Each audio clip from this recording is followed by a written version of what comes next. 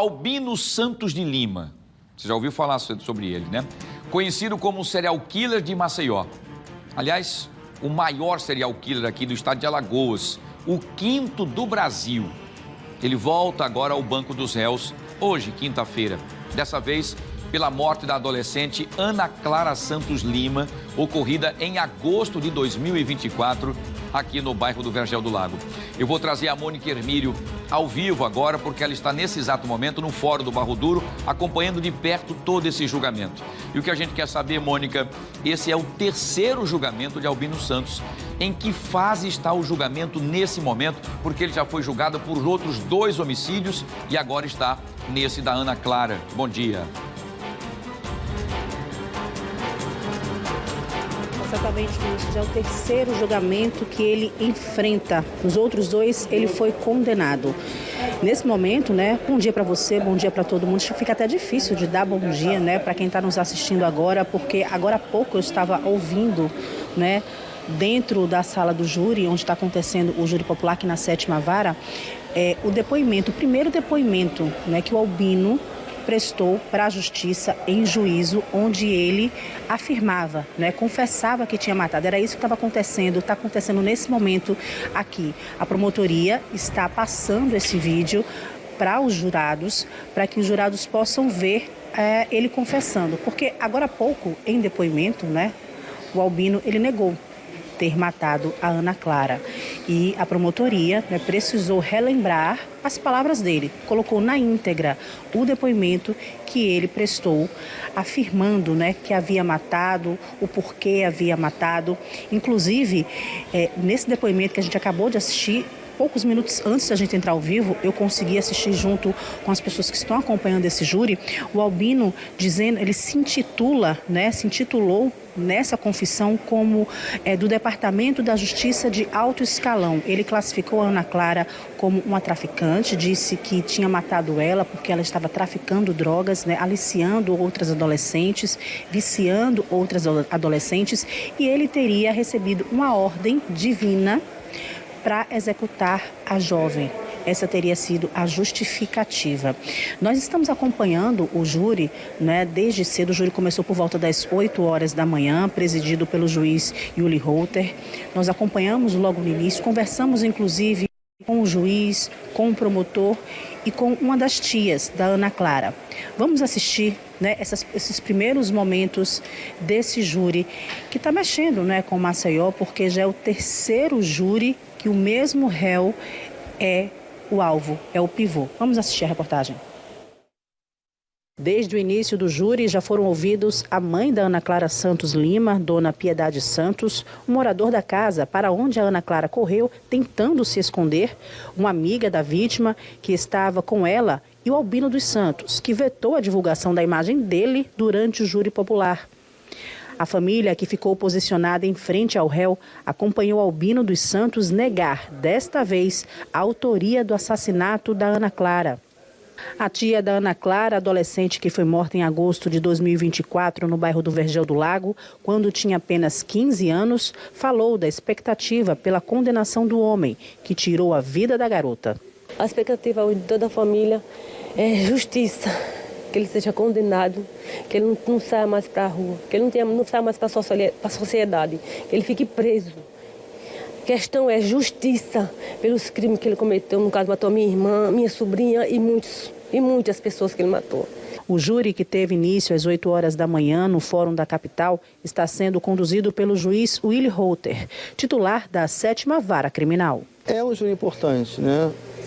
A vítima é uma menina de 13 anos, uma adolescente, é um feminicídio e eu acho que é um marco para a sociedade. Todo julgamento de feminicídio é um marco da sociedade para que haja uma resposta adequada à crescente violência praticada contra as mulheres que precisam viver em paz.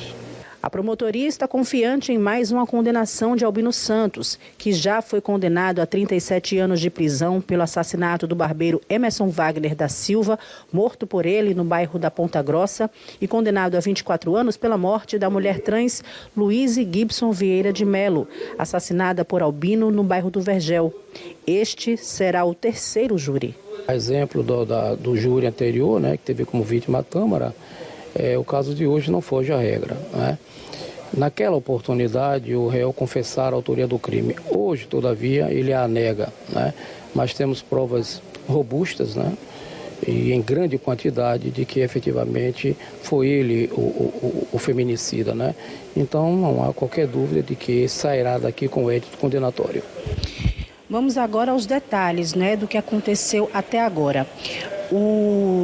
A testemunha, né, o dono da residência para onde Ana Clara correu, né, quando começou a ser perseguida pelo Albino, porque ela foi tentar se abrigar na casa dela, chegou lá, não tinha ninguém, então ela tentou correr, entrar na casa do vizinho, né? Ele foi ouvido virtualmente, né? Respondeu as perguntas do promotor Vilas Boas. Ele disse que estava dormindo com a esposa. Quando percebeu que alguém estava empurrando a porta, né? Eles ouviram o primeiro tiro. A fechadura estava quebrada, Ana Clara conseguiu entrar já baleada. Segundo ele, a vítima tombou na cama do casal. A casa só tinha um quarto, ele disse que ter ouvido pelo menos 2 tiros e um deles na frente do filho do casal, que está traumatizado, porque ele viu o segundo tiro que a Ana Clara levou bem na frente, né, da criança. O Albino não poupou essa família. A mãe de Ana Clara, né, durante todo o júri até agora, chora muito, né? Disse que a filha era companheira dela, que era tudo que ela tinha, que ajudava a mãe em tudo, inclusive no trabalho. Ela trabalha como vendedora de café, vende café e bolo, né? E ela ajudava a mãe só tinha ela como filho, então a mãe está sofrendo muito. Ela não conseguiu nem conversar com a nossa equipe. A gente, claro, respeita, né, entende esse momento em que a mãe não consegue falar. A mãe chora praticamente durante todo o julgamento. Ana Clara... Ela assegura que a Ana Clara não tinha nenhum envolvimento com o tráfico de drogas, né, que era uma boa filha. O promotor, inclusive, perguntou, né, uma das justificativas do réu, que todas as vítimas que ele matou até agora, ele afirma que tinham envolvimento com o tráfico de drogas. O depoimento da amiga da Ana Clara, que estava com ela no momento, também aconteceu na manhã de hoje. Ela falou que a Ana Clara estava assistindo um jogo, né, com alguns amigos. Quando estava voltando para casa, foi perseguida. Ela testemunhou ela sendo perseguida pelo Albino. O juiz perguntou ao Albino, né, logo no início da fala dele, quando ele sentou para prestar o depoimento dele, o juiz perguntou como é que ele estava de saúde, Wilson. E ele respondeu que estava muito bem, tendo acompanhamento médico, mas não o adequado como ele gostaria, né? Por exemplo, ele disse que sente falta de um atendimento particular, que seria o mais adequado, e isso ele não tinha lá dentro da cadeia. O juiz também perguntou sobre a profissão dele, que ele exercia antes dos crimes, e ele respondeu que exercia não, que exerce, apenas está afastado, como se ele sinalizasse que voltaria a exercer, né, o trabalho de agente penitenciário. O promotor perguntou ao Albino se ele já tinha matado, quantas vítimas, né, ele tinha matado. Dessa vez ele respondeu que apenas 2, o que contradiz o que ele disse em júris anteriores, nos outros 2 júris que ele participou. E o promotor lembrou a ele, não é, que ele, nos júris anteriores, ele afirmou que tinha matado já mais de 20 pessoas. O júri foi pausado, né, depois disso, porque o advogado de defesa do Albino precisou se ausentar sem justificativa prévia para participar de uma audiência de custódia de um outro caso. O julgamento ficou parado, né, por mais de 40 minutos. A gente chegou aqui, inclusive, o julgamento estava nesse momento. Tinha sido suspenso porque o advogado tinha saído para participar desse outro júri. O advogado, o promotor está mostrando... Nesse momento, antes da gente começar essa entrada ao vivo, o promotor estava mostrando aos júris, né, o resultado balístico, porque o próprio Albino contestou esse resultado balístico, né? Inclusive um acervo de notícias, de tudo que foi registrado, captado, do que Albino tinha guardado dessas vítimas, né? Porque ele fazia um dossiê de todas essas vítimas, do antes, do quando acontecia e de todas as notícias que saíam depois. Então, a promotoria mostrou todos esses detalhes aos jurados e O promotor também mostrou aos jurados o laudo cadavérico de Ana Clara. E nesse momento que o promotor estava mostrando esse laudo cadavérico para os jurados, o juiz, né, se levantou e ficou em frente à mãe da Ana Clara para que ela não visse esse momento, né? O juiz levantou e tentou poupar essa mãe para que ela não visse esse momento. Outro detalhe, durante o debate, né, defendendo a condenação de Albino Santos, o promotor classificou o réu como psicopata. Fala contrária, né, ao que a defesa do Albino tenta convencer o júri de que o réu tem apenas problemas mentais. Mas pelo conteúdo encontrado, né, nos equipamentos eletrônicos que foram periciados, né, do Albino, o promotor classificou o Albino, o réu, além de psicopata, como pervertido sexual. O Albino, apesar de já ter confessado o crime, como a gente falou logo no início, durante seu depoimento à promotoria, ele negou ter matado Ana Clara. E, repetindo, ele se auto-intitula, né, um membro do Departamento da Justiça de alto escalão. E diz que cometeu tudo isso porque ouviu vozes autorizando que ele matasse a Ana Clara. A gente continua acompanhando. Daqui a pouco a defesa deve também discursar para os jurados, para tentar, né, convencer os jurados do contrário, de que ele não seria um psicopata e de que sim, apenas doente mental. Wilson. Trazer a Mônica Hermílio agora, ela está agora lá no Fórum do Barro Duro, a sentença sendo lida agora deste caso da Ana Clara, com Albino. O juiz Yuli Rotter, Wilson, vai começar a ler agora a sentença, né, do Albino dos Santos.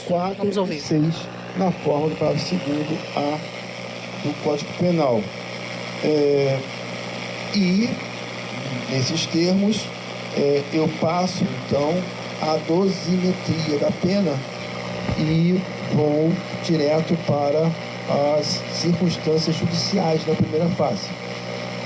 A primeira circunstância judicial que eu negativei foi a culpabilidade. Há nos autos provas de que o crime ocorreu com premeditação. Destaque-se que a vítima já vinha sendo perseguida pelo réu, que buscou conhecer de sua rotina com a finalidade de executar o crime. Pelos fatos acima destacados, tem-se que houve premeditação na qual o réu possui amplo controle do momento do crime e do modo de execução. Personalidade. Destaque que o réu, as folhas 478 e 479, destaque que no relatório, de folhas 478 e 479, descreve o réu como portador de transtorno de personalidade, caracterizado por um desprezo das obrigações sociais e falta de empatia para com os outros. Valoro também negativamente. Circunstâncias do crime.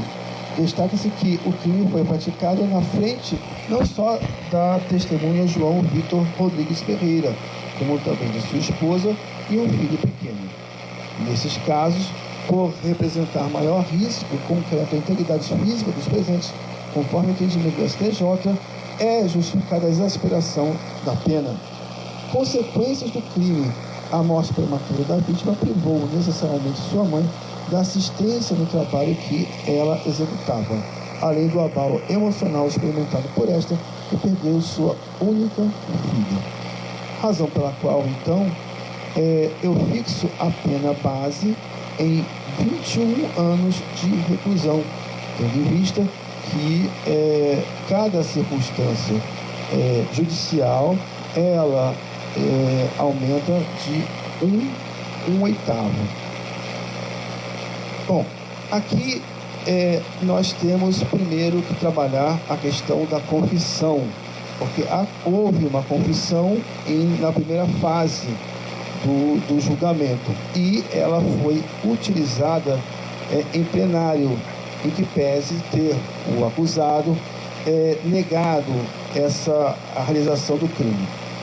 E aqui, no que refere a atenuante da confissão, e aqui eu coloco na sentença, embora o acusado tenha negado os fatos em plenário, o Ministério Público se utilizou da confissão realizada em outro momento da instrução processual para fundamentar a tese acusatória. Ou seja, a confissão que constaria do acervo probatório foi utilizada para corroborar os argumentos do Ministério Público, devendo ser considerado no momento da dosimetria da pena. E aqui eu fixo utilizo uma jurisprudência do STJ nesse sentido,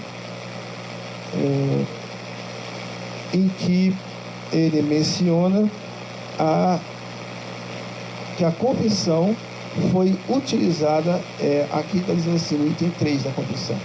Esse Superior Tribunal entende que, se a confissão do acusado for usada para corroborar o acervo probatório e fundamentar a condenação, deve incidir a atenuante prevista no artigo 65.3d do Código Penal, sendo irrelevante o fato de a confissão haver sido espontânea ou não, total ou parcial, ou mesmo que tenha havido posterior retratação.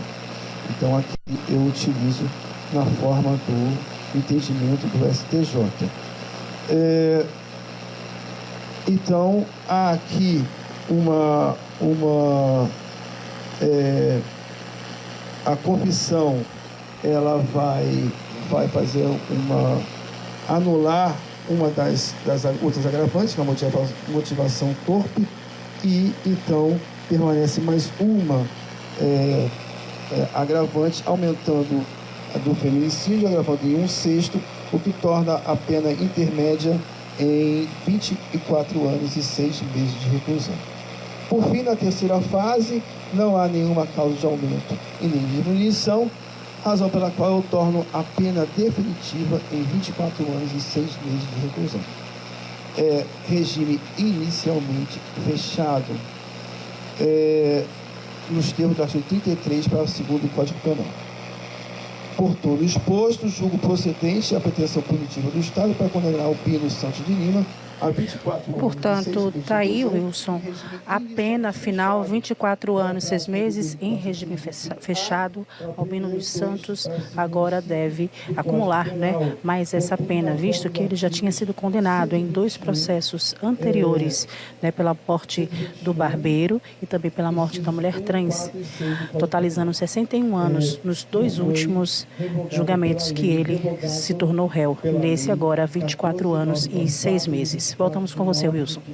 Perfeito, Mônica, muito obrigado. Vai chegando a quase 84, 84 anos, somado então agora as 3 sentenças, a do barbeiro, a da garota trans e agora também da Ana Clara, de 15 anos, Enfim, e ele ainda volta ao banco dos réus em outras oportunidades pela quantidade de pessoas que já tem, inclusive, mortas por essa cabeça completamente fora do controle, enfim, e tem que ficar realmente recluso. Ana Clara Santos, assassinada em 3/8/2024, o julgamento foi agora 31/7, vocês acompanharam agora a sentença, 24 anos e 6 meses. Luiz Gibson Vieira de Mello foi assassinado no dia 11 de novembro de 2023, o julgamento foi no dia 6 de julho, não é isso? 6 de junho, de 2025, desse ano, onde ele pegou aí uma média de quase 37 anos, de prisão, de pena. Emerson Wagner da Silva, assassinado no último dia 26 de junho de 2024, julgamento no dia 10 de maio, janeiro, fevereiro, março, abril, maio, exatamente 10 de maio de 2025, com mais também uns 20 e poucos anos, não lembro detalhes precisamente. Enfim, você vai chegando aí a 61 anos o julgamento dos dois, aqui da Louise Gibson e do Emerson, 61, com mais 24, vai chegando então a 85 anos de pena acumulada, em regime fechado. E a gente espera que mais outros vão ser, logicamente, indo a júri popular, que ele vai somando, vai chegando uma quantidade aí absurda, Enfim, então nós trouxemos aqui com exclusividade essa informação com a Mônica Hermílio ao vivo, lá no fórum do Barro Duro, o júri, que agora finaliza com 24 anos e 6 meses a esse monstro que tem tirado a vida de várias pessoas e tentativas de outras 6. Espero que ele passe muito tempo atrás das grades.